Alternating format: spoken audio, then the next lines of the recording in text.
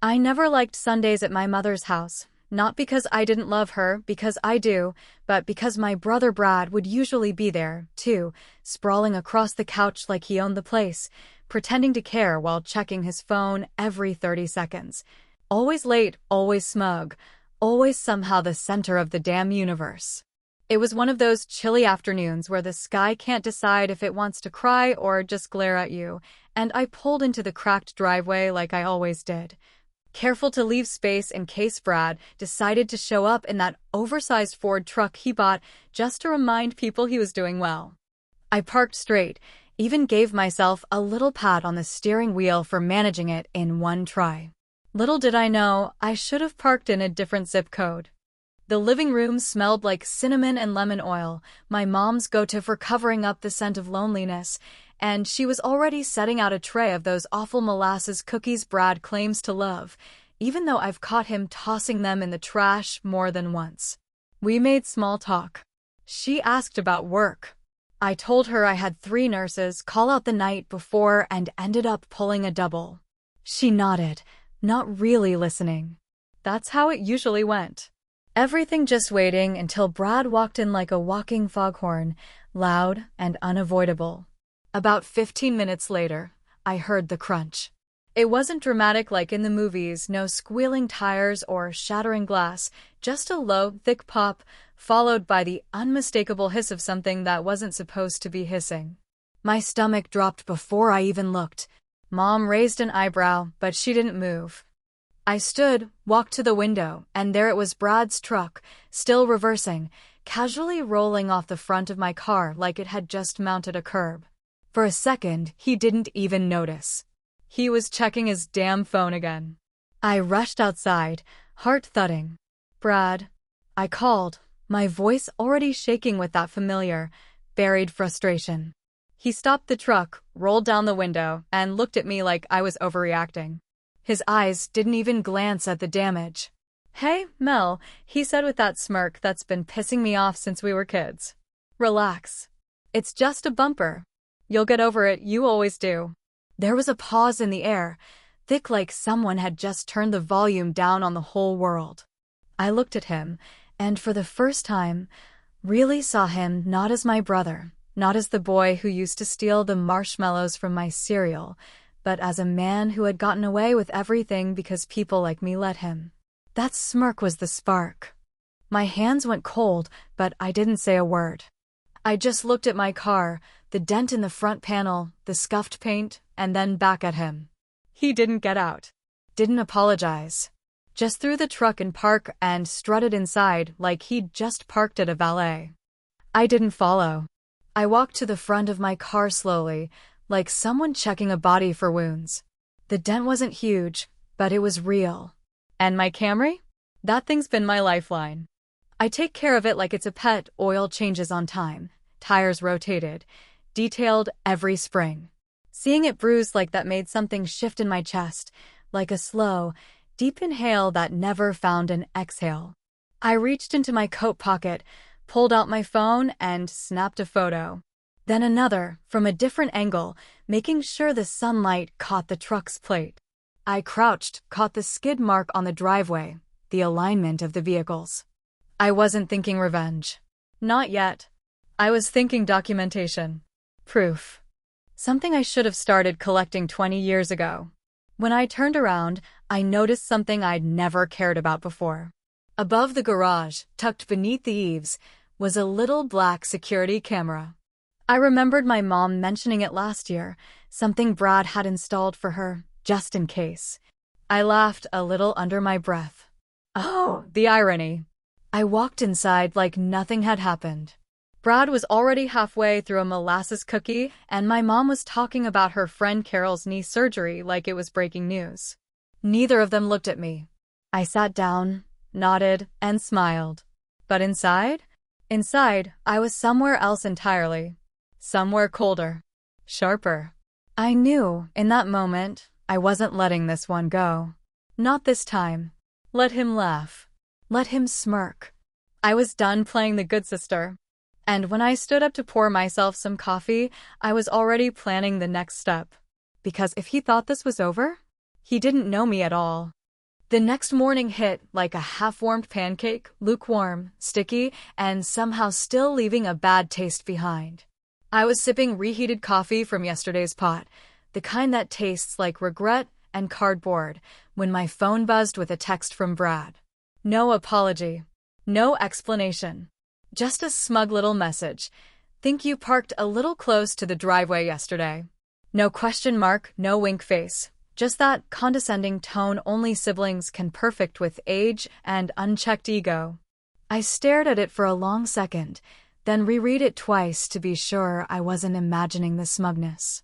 But oh no, it was there, dripping off each word like grease off a diner burger. I didn't reply, not yet. I needed something first. Something solid.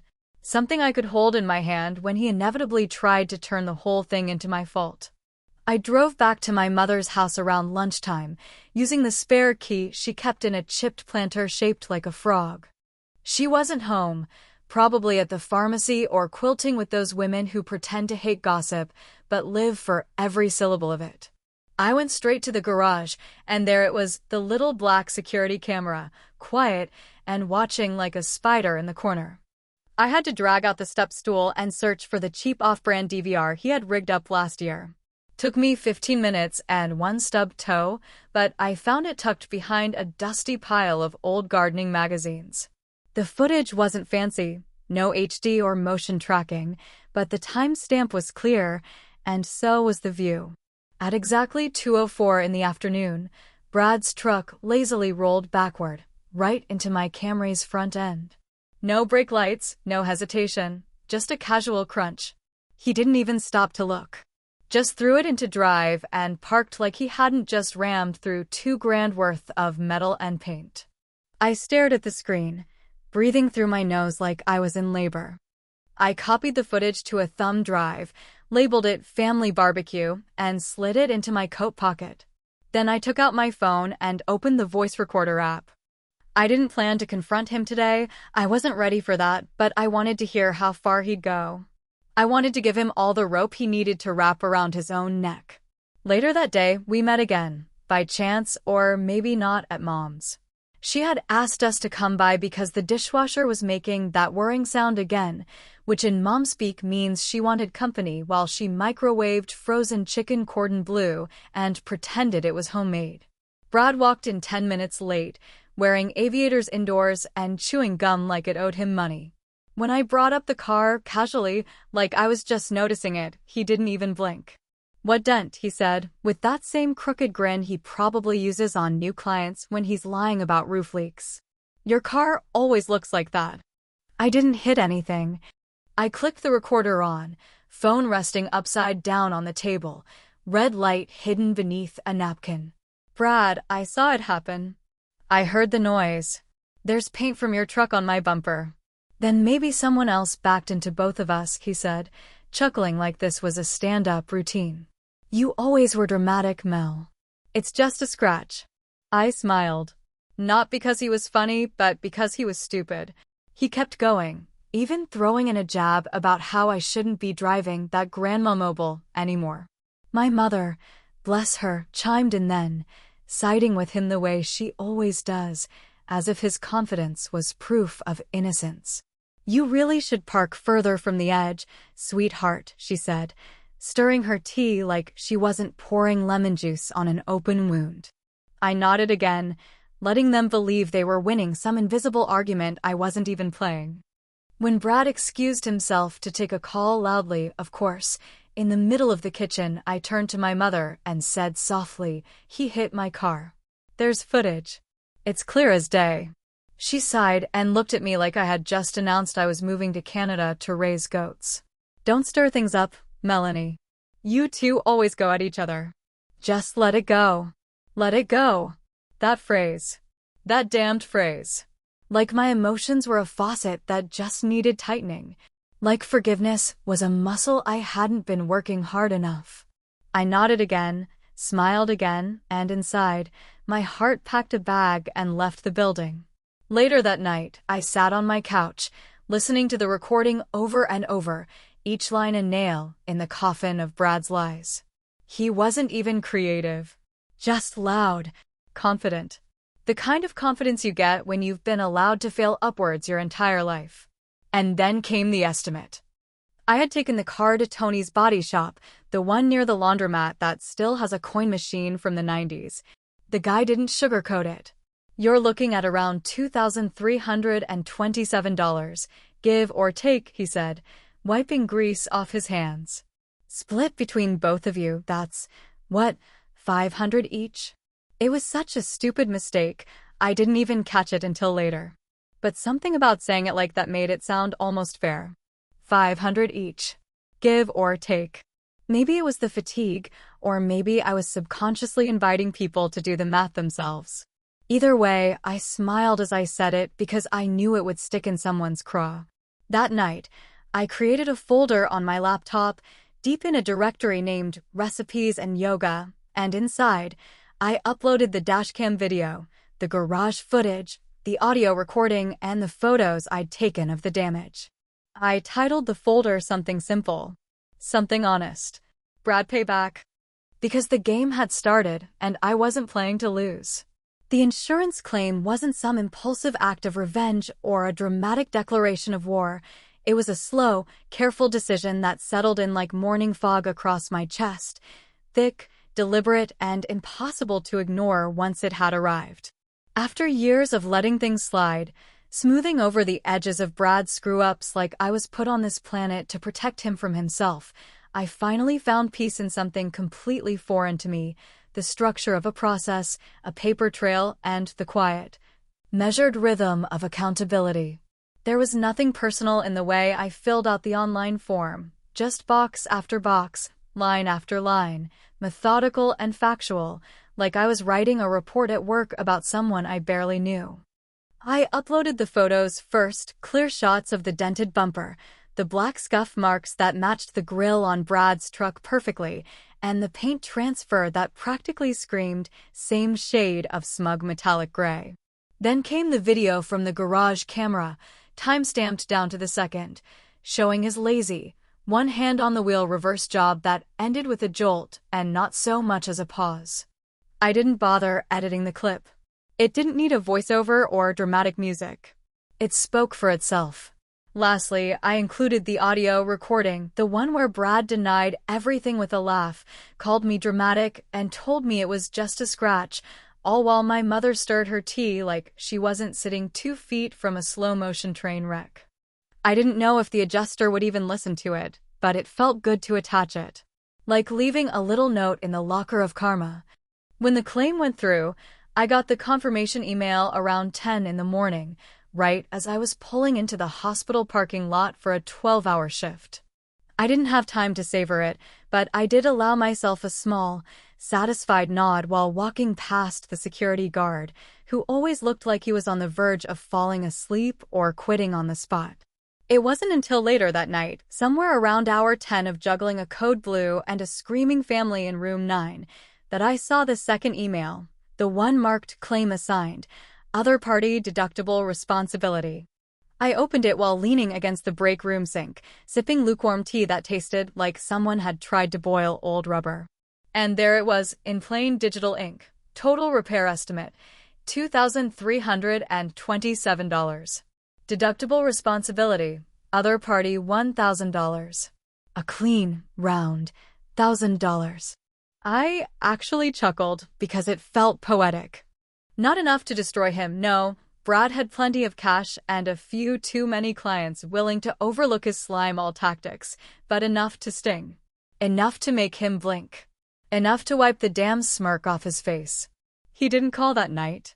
He waited until morning, probably after reading the email over his black coffee and overpriced protein bar. His name lit up on my screen at 6:58 a.m., a time that only psychopaths and guilt-ridden siblings call. I let it go to voicemail. He didn't leave one. Then came the text, "We need to talk." I didn't answer. 5 minutes later, the phone rang again. This time I picked up because I was tired and curious and, deep down, wanted to hear the panic behind the polished real estate tone he usually reserved for signing closings and sweet-talking homeowners. "Mel," he said, voice too cheerful by half. "Hey. So, got some news this morning." Fun stuff. Oh, I said, drawing the word out like a warm bath. Yeah. Seems like there's an insurance claim involving my truck. Big misunderstanding, I'm sure. Probably something we can sort out without dragging the suits into it. You think so? Yeah. I mean, it's $1,000. Not the end of the world, but come on, Mel. We're family. You really want to bring insurance into this. I took a slow breath, imagining the vein in his forehead twitching. You hit my car, Brad. Allegedly, he said quickly, like he'd been rehearsing it in a mirror. Come on. You always make a big deal out of stuff like this. You remember Thanksgiving? You were mad about me for getting the cranberry sauce for, like, a week. That was the year you brought your girlfriend and didn't tell your wife. I reminded him, my tone flat, not angry, just factual. He sighed, dramatic and heavy, like I was making him do push-ups with my words. Look, it's a scratch. You'll get over it. You always do. The words landed differently this time. Maybe it was because I was finally listening. Or maybe it was because I had them on tape, in an audio file named finalnail.wave. Either way, I smiled. I'm sure I will, I said, then hung up. He tried calling again later that day, and when I didn't answer, he left a voicemail laced with guilt-drenched concern, asking me to be reasonable and offering to talk it out. By dinner, it had turned into clipped text messages accusing me of being vindictive. By bedtime, it was rage. You're blowing this out of proportion, he wrote. You think this is funny? I'll remember this. I stared at that last message for a long time. Not because I was afraid, God knows Brad's tantrums had never scared me, but because there was something so pathetic about watching a man unravel over the concept of consequences. He wasn't angry because I'd hurt him. He was angry because, for once, I hadn't let him off the hook. I leaned back in my chair, cracked my knuckles, and opened my contacts list. Scrolling past coworkers, nurses, and old high school friends, I stopped at the name Deborah C., clerk's office. Deborah owed me a favor, and I wasn't above calling it in. She had once botched a filing on a parking ticket that nearly turned into a suspended license until I helped her cousin skip the ER wait after a nasty fall at the county fair. That kind of goodwill sticks. I hit call. The line rang twice before she picked up with a familiar yawn. Mel? You okay? Never better, I said. But I've got a weird question about property tax records. You got a minute? Because if Brad thought this was just about a dent in a bumper, he was about to learn that some dents go a whole lot deeper. It started with a hunch, which, to be fair, wasn't all that impressive given that Brad's been cutting corners since we were in high school, and he cheated off my algebra test by pretending to drop his pencil every 30 seconds.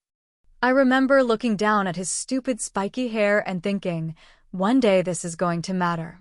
And now, decades later, it finally did, except instead of equations, it was something far more interesting and much more expensive. The day after I spoke with Deborah, I poured myself a generous glass of red wine and started digging, not with any master plan or vengeance-fueled strategy, just idle curiosity mixed with years of suppressed irritation. I opened my laptop, logged into a few public databases, and started poking around in property records like some amateur private investigator who's read one too many legal thrillers. And what I found wasn't exactly shocking. It was just so on brand. Brad had a shell company registered out in Nevada. Now, that in itself wasn't illegal. People do it all the time for privacy or business reasons, or at least that's what they tell themselves when they're trying to dodge state taxes. But what raised my eyebrows was the fact that Brad had three vehicles listed under that out-of-state business, all of which were primarily used right here in our own town. Including, of course, the truck that so gracefully kissed the front of my Camry. I dug a little deeper, pulling up DMV filings, company addresses, business licenses, all of it publicly accessible with just enough patience and caffeine. And there it was. One of the vehicle registration addresses matched a strip mall in Reno that hadn't had a working business since 2017. The other two were tied to what looked like a P.O. box next to a vape shop. The best part? The IRS and our state tax board don't like that kind of creativity one bit. Especially when someone like Brad, who likes to wear watches that cost more than some people's rent, decides he's too good to pay his fair share. So I did what any petty older sister with a taste for balance would do. I created a burner Gmail account under the name James Wilkins, filled out the tip form on the state's tax fraud website, and attached every link, screenshot, and document I had found. The subject line? Suspicious out-of-state business vehicle registrations. Anonymous tip. I didn't stop there. That would have been enough for justice, sure, but I wasn't in the mood for just justice anymore. I wanted discomfort. I wanted that carefully crafted mask of his to crack, just enough to let the light in. So I decided to stir the pot closer to home. Using an old parking citation template I found online, thank you, graphic design forums, I mocked up a beautifully convincing ticket that looked like it had been issued to Brad's truck for expired registration. I even included a barcode that redirected to a blank web page and a $275 fine, due immediately.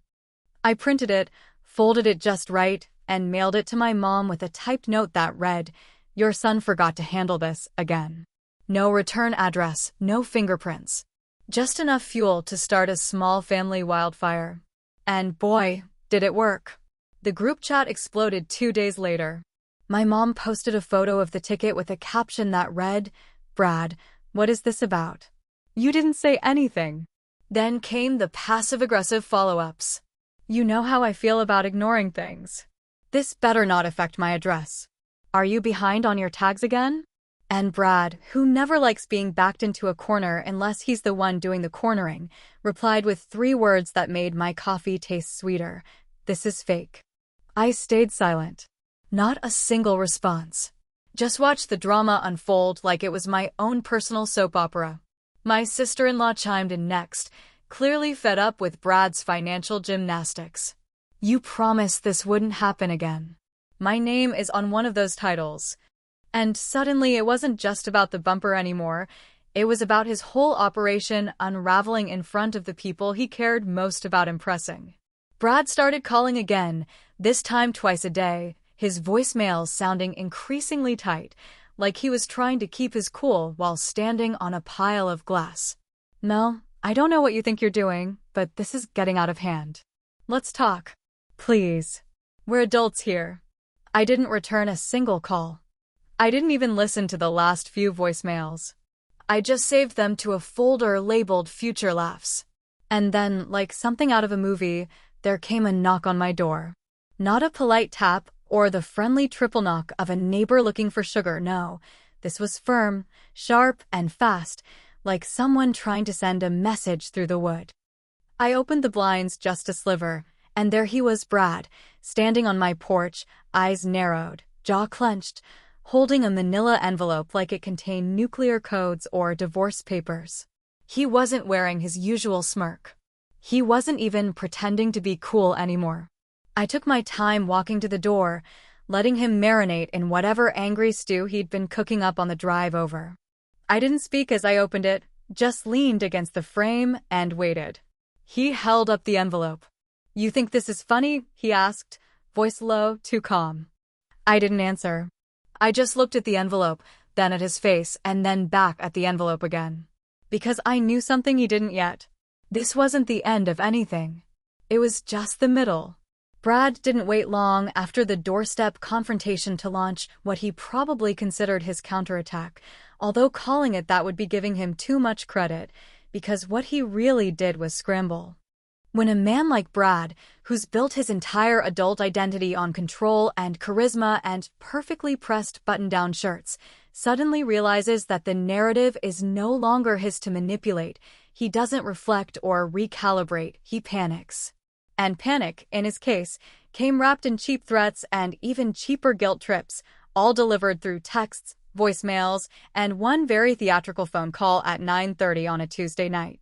He started with charm, which had always been his default setting when he needed something, this oily, affected warmth that used to work on our mom, on teachers, on waitresses, and even sometimes on me when I was too tired to care. He said things like, "Come on, Mel, don't burn the whole damn house down over one little dent. And we're family, aren't we supposed to look out for each other? But charm turned into condescension within minutes, and condescension soured into threats not long after that. He mentioned the so-called family inheritance, something vague and unconfirmed, usually waved around like a carrot every holiday season when he needed leverage, and said that if I kept pushing, maybe I'd find myself written out of it completely. I laughed so hard I nearly dropped my phone.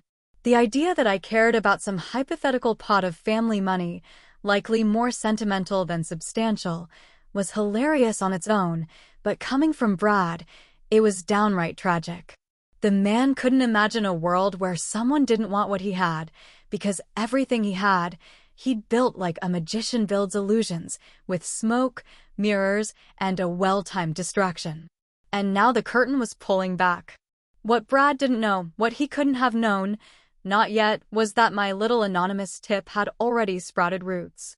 Deborah had texted me earlier that week with one simple line: "You didn't hear this from me, but your brother might be getting a very interesting phone call soon." She didn't elaborate. She didn't have to. I knew enough about how these things work to picture it, the slow-moving machine of the IRS, grinding its gears, noticing the discrepancies in state filings, business vehicles operating across borders, registrations that didn't match usage, money flowing through shell companies like water in a leaky pipe. So when Brad called, all puffed up and threatening to cut me off from a fortune I'd never asked for, I just let him talk. I let him rant. I let him build his little tower of words higher and higher until I could almost hear the wind whistling through the cracks. And when he finally paused, breathing heavy into the phone like he'd just run a mile uphill, I said only one thing. "You'll get over it," I told him, sweet and slow. "You always do." And then I hung up. The final move came a few days later, right after I picked up my Camry from the body shop. Tony had done a beautiful job, buffed out the dent, replaced the panel, matched the paint so precisely you'd think the accident had never happened. But I remembered. I would always remember. And I wanted Brad to remember too. Not the damage itself, but what came after. What happens when the quiet one finally decides to speak. I stopped by my mother's house under the pretense of checking on her porch light, something about a flicker she'd mentioned in the group chat. While she was in the kitchen making tea, I slipped into the garage and found it exactly where I knew it would be, Brad's old baseball trophy from junior high, the one he used to brag about every time we had company. As if hitting a ball with a stick 25 years ago was proof of lifelong excellence. I took it. Not because I wanted it, but because I knew he would hate that I had it. The next morning, I parked my freshly repaired car in the driveway, set the trophy carefully beside the front tire, and took a photo from just the right angle. Then I texted it to him. No caption. Just the image. A quiet statement in pixels. A message he couldn't twist or argue or deny. An hour later, he responded with one word: seriously. I didn't reply. Days passed. Then a week. Silence. And then one morning, as I was leaving for work, I found a plain envelope in my mailbox. No return address. Inside was a check made out for $1,000 and signed, and a neon yellow sticky note attached, scribbled in that unmistakable slanted handwriting: "You win. This round." I stood there for a long time, staring at the paper, the note, the cheap ink bleeding slightly from what looked like sweaty palms. I could almost see him pacing while writing it, fuming, stewing, maybe even second-guessing every smug thing he'd ever said to me. For a second, I considered mailing the check back just to twist the knife a little deeper. But I didn't. I walked to my car, opened the door, and sat behind the wheel. The sunlight caught the windshield just right, and that's when I saw it, a hairline crack in the corner of the glass. Tiny, barely noticeable. But it hadn't been there yesterday. Maybe it was coincidence. Maybe it was nothing. But I've known Brad my whole life. And nothing he does is ever just nothing. Maybe I went too far. Maybe not far enough.